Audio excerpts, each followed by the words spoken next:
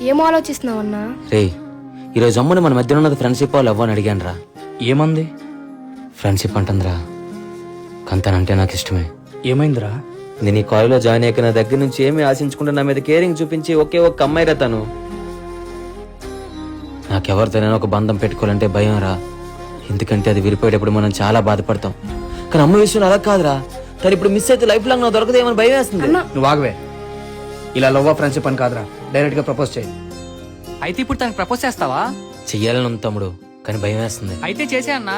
ఒకవేళ అంటే తనకి ఇష్టం లేకపోతే, తను నిజంగానే ఫ్రెండ్షిప్ అనుకుంటే? అలా ఏం అవదన్నా, నువ్వు ప్రపోజ్ చేయి. భయంగానే ఉందిరా, కానీ చేస్తాను. నేను గతాన్ని మర్చిపోవాలంటే నాకు ఇప్పుడు అమ్ము ప్రేమ కావాలి. ఎందుకురా ఇంత అర్జెంట్ గా రమ్మన్నావు? అమ్ము కన్నయ్య అంటే ఇష్టమే కదా, నువ్వెందుకు చెప్పనే లేదు? అన్నా నువ్వు ఆగవే.